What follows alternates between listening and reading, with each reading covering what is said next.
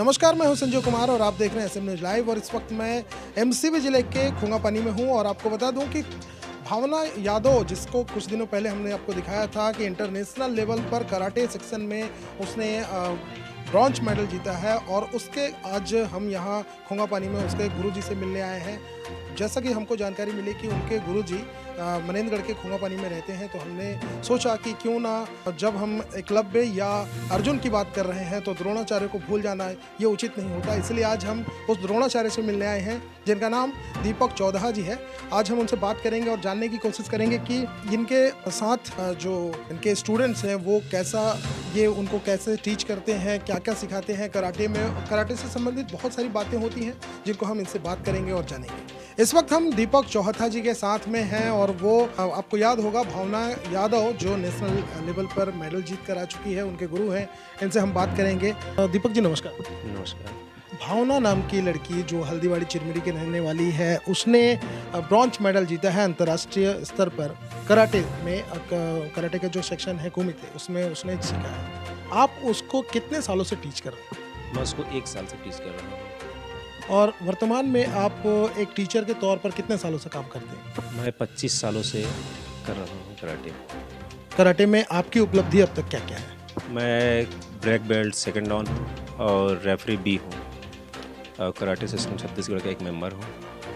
तो अभी वर्तमान में अगर स्टूडेंट्स की बात करें, विद्यार्थियों की बात करें, आपके पास कुल कितने विद्यार्थी हैं? 25 से 30।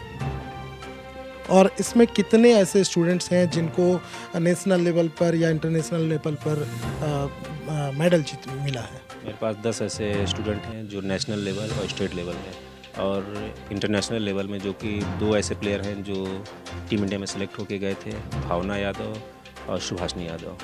ये सुहासिनी यादव कहाँ की है? ये बिजली की ही है, लेकिन रह के यहाँ मेरे पास कोचिंग करती है। तो आप जो बच्चों को पढ़ाते मैंने सिखाते हैं, कराटे सिखाते हैं, कभी आपको ऐसा लगा कि बच्चों को सिखाने में किसी में कोई कमी या किसी बच्चे में कुछ ज़्यादा एक्स्ट्रा हुनर देखने को मिलता है? नहीं, काफ़ी ऐसे बच्चे होते हैं जिसमें एक्स्ट्रा हुनर होते हैं और कुछ ऐसे बच्चे जिसमें कमी होती है। फिर उस कमी को मैं देखता हूँ और दूर करने की कोशिश करता हूँ।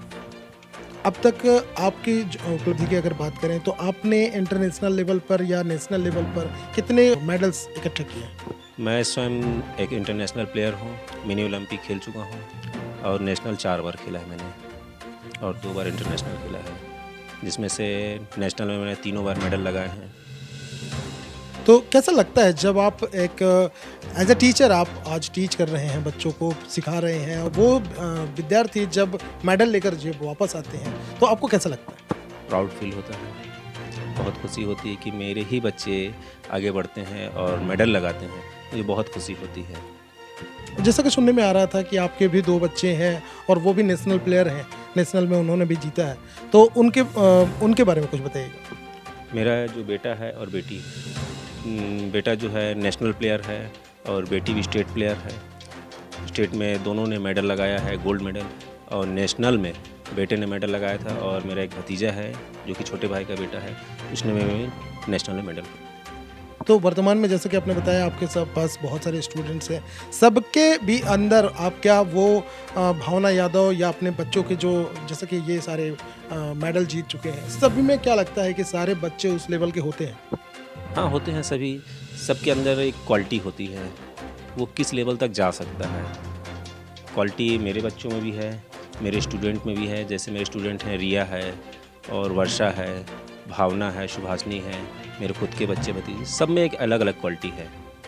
तो कभी आपको लगता है कि आपके जो स्टूडेंट्स हैं उनमें जो काबिलियत है वो अपने बच्चों में नहीं है, या अपने बच्चों में जो काबिलियत है क्या आप अपने स्टूडेंट्स में वो काबिलियत देखते हैं? मैं अपने स्टूडेंट और अपने बच्चों को, जितने मेरे स्टूडेंट हैं, मैं सबको अपने बच्चों जैसे समझता हूँ। और मैं जानता हूँ जो क्वालिटी मेरे अंदर थी और आज भी है, वो मेरे सारे स्टूडेंट में है।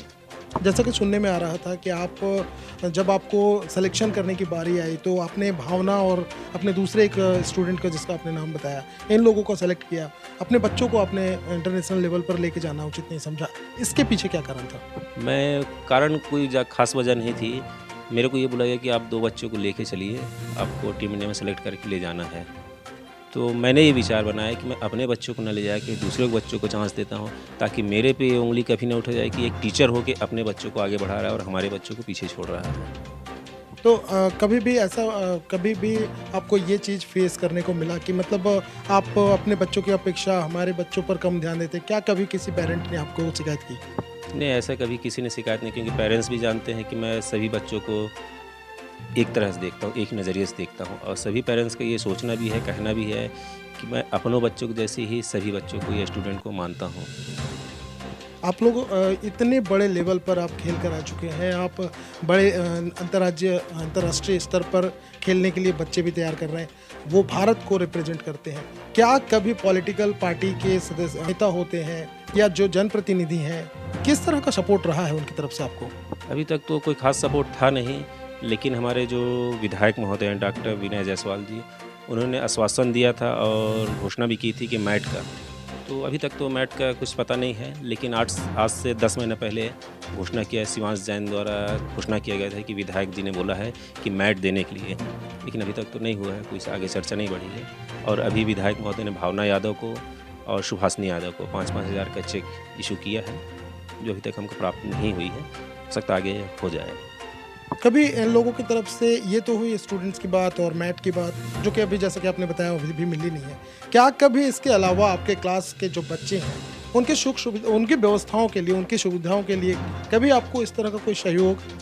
नहीं, अभी तक तो कोई सहयोग नहीं मिला है, और अपेक्षा करते भी हैं और नहीं भी करते हैं कि कोई सहयोग करें। तो आपको नहीं लगता कि इसमें पॉलिटिकल जो पार्टीज़ हैं या जो जनप्रतिनिधि हैं, इनका सहयोग होना चाहिए ताकि बच्चों का उत्साह बढ़ता रहे और वो आगे बढ़ते रहें?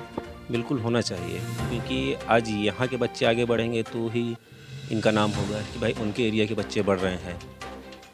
ये मेरे बच्चे नहीं, ये पूरे एरिया के बच्चे हैं, पूरा खोंगा पानी, पूरा मैनगढ़, पूरा कोरिया ज़िला जो आज एनसीबी है। जब यहाँ के बच्चे जब टीम इंडिया को रिप्रेजेंट करते हैं, तो ये अकेले मेरा नाम नहीं होगा, यहाँ के जनप्रतिनिधियों का भी नाम होगा।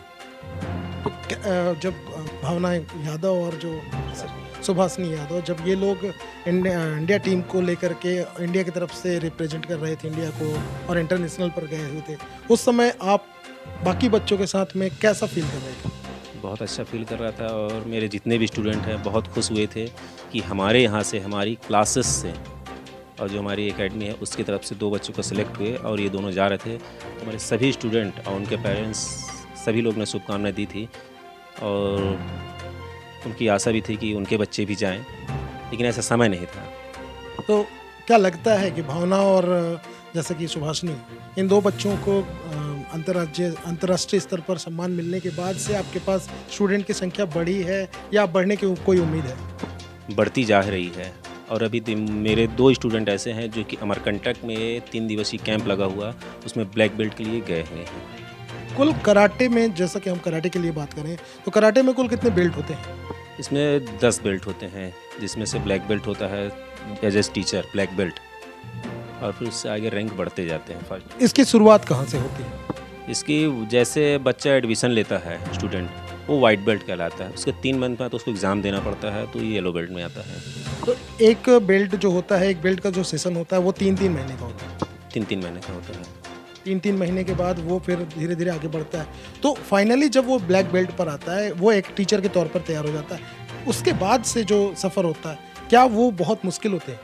काफ़ी मुश्किल होते हैं। उस मुश्किल का सामना मैं कर रहा हूँ, हमेशा करता हूँ। आप बच्चों को भी उसके लिए कुछ कहना चाहेंगे, जो आपके वर्तमान में स्टूडेंट्स हैं, जो आपके पास सीख रहे हैं, उनको क्या आप संदेश देना चाहेंगे?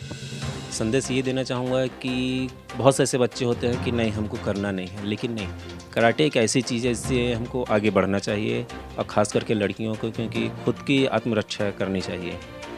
और सेल्फ डिफेंस जो ट्रेनिंग चलता है उसमें बहुत सारे बच्चे, आज तक हमने और मेरे जो गुरु हैं डॉक्टर श्याम सुंदर वर्मा जी ने 1.5 लाख बच्चियों को सेल्फ डिफेंस सिखाया है। और मैं तो हमेशा ये कोशिश करता हूँ, और मेरे जो टीचर्स हैं डॉक्टर श्याम सुंदर वर्मा, कि हमेशा से ही सिर्फ गर्ल्स को आगे बढ़ाने की पूरी कोशिश करते हैं, और टीम भी यही कोशिश में आज भी लगी हुई है। और मेरे जो स्टूडेंट हैं, मेरे बच्चे हैं, पूरी कोशिश यही कर रहे हैं पूरे कोरिया ज़िले में। ऐसे पेरेंट्स जो अपने बच्चों को खेल कूद के नाम पर आगे बढ़ने नहीं देना चाहते, बहुत से लोगों को रोक दिया जाता है। आप ऐसे पेरेंट्स के लिए कुछ कहना चाहेंगे? मैं तो पेरेंट्स को यही कहूँगा कि अपने बच्चों के अंदर जो जिज्ञासा और जो इच्छा होती है खेलने की, चाहे वो कराटे की हो, चाहे क्रिकेट की, चाहे किसी चीज़ की हो, कभी नहीं मारनी चाहिए। बच्चे की भी सुननी चाहिए कि वो करना क्या चाहता है, किस खेल में वो आगे बढ़ना चाहता है। खेल को आपका जो कराटे है, कराटे में कुमिते और भी बहुत सारे सेक्शंस होते हैं, इन सभी खेलों को आगे बढ़ाने के लिए राज्य सरकार और वर्तमान केंद्र सरकार से आप कुछ कहना चाहते हैं? मैं तो यही चाहूँगा कि राज्य सरकार हो या केंद्र सरकार, बालिकाओं को हमेशा आगे बढ़ाए। और सबसे पिछड़ा हमारा कोरिया ज़िले है, तो मैं यहाँ के जनप्रतिनिधियों से ख़ास तौर से वो करता हूँ गुजारिश कि यहाँ से बच्चियों को बहुत आगे बढ़ाए, क्योंकि अभी हमारा जो SGF है, स्कूल गेम होते हैं, उसमें कराटे के नाम में कोई भी बच्चियाँ नहीं जाती हैं। तो मैं हमेशा कोशिश करता हूँ, इनसे निवेदन करता हूँ कि हमारे बच्चियों को आगे बढ़ाई जाए, ताकि कोरिया ज़िले का और NCB का नाम आगे बढ़े। तो ये थे दीपक जोहथा जी, और इनके पास जितने भी स्टूडेंट हैं, इनके जितने भी स्टूडेंट्स हैं जो कि एक नेशनल से लेकर इंटरनेशनल लेवल तक कोशिश कर रहे हैं अपनी पोजीशन लाने की, हम उनको चैनल की तरफ से बधाई देना चाहेंगे और शुभकामनाएं देना चाहेंगे कि वो इसी तरह इसमें खेल में बने रहें और दीपक जोहथा जी के साथ साथ अपने देश, अपने ज़िले और अपने क्षेत्र का नाम रोशन करते रहें। आपका नाम क्या है? मेरा नाम देविका चाहता है। और आपका नाम क्या है? ऋषिराज चाहता हूँ। आप दोनों दीपक चौथा के बच्चे हैं, उनके बेटे और बेटी हैं आप। तो आप लोगों को क्या कभी ऐसा लगता है कि दीपक चौथा जी जो बाकी स्टूडेंट्स के साथ में जिस तरह से ट्रीट करते हैं उससे कहीं ज़्यादा वो आप लोगों को मारते हैं या ज़्यादा प्रेशर देते हैं कि इस खेल में आप लोगों को आगे जाना है? कभी आपने ऐसा महसूस किया कि आपको प्रेशर है? नहीं, कभी नहीं किया ऐसा। आपको कभी इस खेल में आने के लिए इंटरेस्ट कहाँ से आया? आपके पापा को देख करके आप इस खेल में आए या आपको अपने से कभी ऐसा लगा कि नहीं हमको भी कराटे सीखना चाहिए? अपने से। अपने से आप अभी तक कौन कौन से लेवल तक खेल चुके हैं? मैंने नेशनल, स्टेट खेली हूँ और नेशनल खेले। नेशनल और स्टेट। नेशनल में आपकी पोजीशन क्या थी? नेशनल में आपने कौन सा पदक जीता था? मैंने ब्राउन। आपने ब्रॉन्ज जीता था। और नेशनल में आप कौन सा पोजीशन लेकर आए थे? सिल्वर। Second position. हाँ। तो कैसा लगता है जब आप नेशनल में गए, खेले, आपने अपना देश का, अपने क्षेत्र का नाम रोशन किया, पिताजी की तरफ से इसमें आपको स्पेशल कुछ गिफ्ट? नहीं, कभी नहीं। मिलेगा पर जरूर। आपको कभी नहीं। उम्मीद करते हैं? हाँ। किस चीज़ की उम्मीद करते हैं आप पिताजी से? अभी तक तो सोचा नहीं है। ये थे दीपक चौहथा जी के बच्चे जिन्होंने नेशनल पर खेलकर अपना पोजीशन लाया है। एक ब्रॉन्ज तो एक सिल्वर पर खेल चुके हैं और हम इनके बेहतर भविष्य के लिए प्रार्थना करेंगे। हम चाहेंगे कि ये लोग ऐसे ऐसे होनहार विद्यार्थी जिस खेल में आगे बढ़ रहे हैं उसमें गोल्ड जीतें और देश का नाम रोशन करें। आपका नाम क्या है? मेरा नाम रिया है। आप कितने सालों से दीपक चौहथा जी के पास कराटे सीख रहे हैं? मैं कॉलेज में एक हफ्ते का कैंप लगा था, सब कराटे सीख रहे थे।